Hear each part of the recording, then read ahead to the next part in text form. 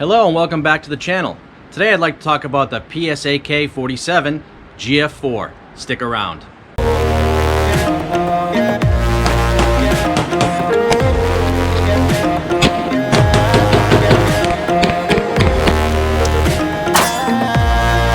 Alright, the Psak-47 Gf4. What's the difference between the G4, the G3, and the G5? The G4 is basically an upgrade from the G3. It has all the same interior parts as the G3, which have been tried and true. But there are a few upgrades like the trunnion, 4340 hammer forged, as well as the bolt and the carrier. You have a chrome lined, cold hammer forged steel barrel with a 1 in 9.5 twist rate, with this slant brake up front there, which is very easy to change. You just press in that little tab right there, twist it off and twist a new one on. We have the PSA Magpul furniture, not Magpul, PSA polymer furniture.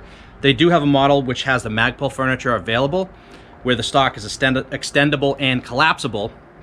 Came with one 30-round Magpul magazine. I did go ahead and buy a waffle magazine from PSA, polymer and steel reinforced. The trigger is an upgraded trigger as well. It's basically a polished trigger. It breaks at about 3.5 pounds. Let's actually check that out. Make sure this rifle is clear. Yes, she is clear. So you get the 3.5 pound trigger,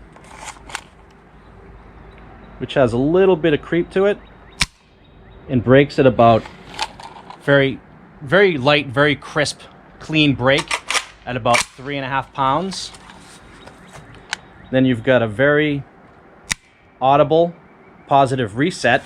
I mean, if you're shooting indoors at a club, the guy in the lane next to you is going to know that that trigger is reset. Yeah, it's this rifle's beautiful. I'm loving the fit and finish on it so far. I did go ahead and purchase the nutmeg furniture for it. I do prefer a traditional look on an AK-47, and I will keep this polymer furniture as a backup. Oh, one more thing, the safety. They improved the ledge on the safety there. It sticks out and it's textured. So when you're manipulating the rifle, you can get it down pretty easy with your index finger. And you do have the mount on the side there, which will come up on top of the receiver, the dust cover. And you'll be able to mount whatever type optic you want on top of there. But I'm probably going to keep this rifle traditional steel sights. I do prefer that in an AK. This is kind of more of like a fun rifle for myself. I have not fired this rifle yet. I haven't touched the sights. Hopefully they're on because I forgot my sight tool at home. So let's see where she's hitting at 50 yards on paper. Oh, I forgot to mention the difference between this and the GF5. The GF5 basically has the FN barrel, which is cold hammer forged, chrome lined, of course. Alright, so I get it loaded up with some steel case Tula ammo. I think it's 122 grain. Let's see, let's put 5 shots at 50 yards on paper and see where it's hitting out of the box.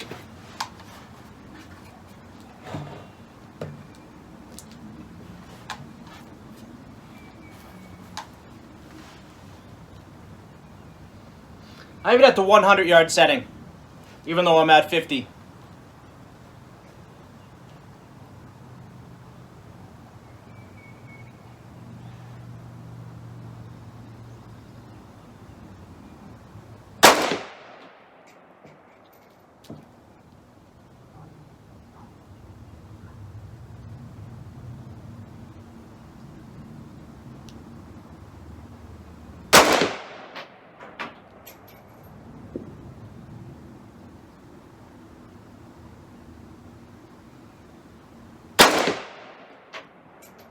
That trigger is really, really nice.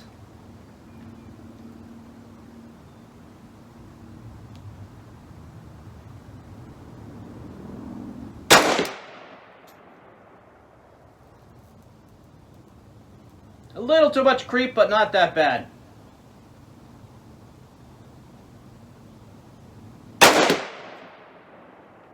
Alright, I think those look pretty much center mash. You can see better than I can on the target. Alright, let's see if we can rig some steel at 200 yards. That target looks pretty small down there.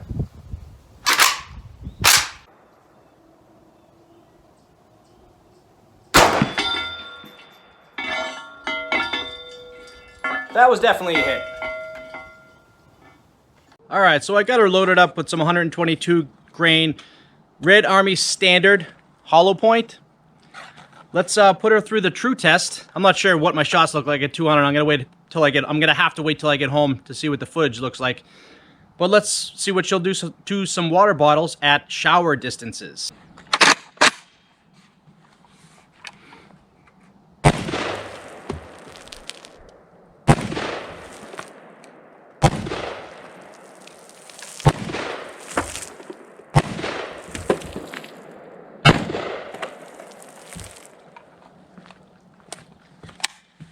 Yeah, buddy.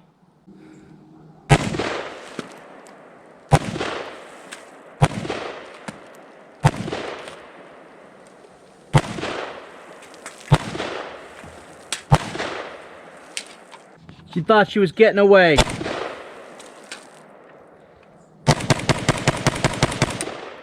Okay, so that will conclude this presentation of the Psak Gf4. It's a very well-made rifle for a reasonable price. I highly suggest you pick one up because, as you can see, that was a hell of a lot of fun. Until next time, this is the Gun-Toting Pacifist. Stay active, stay alert, and stay armed. Do you even AK, bro?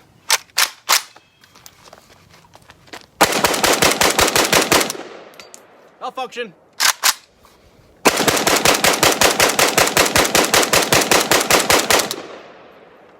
Yeah, buddy.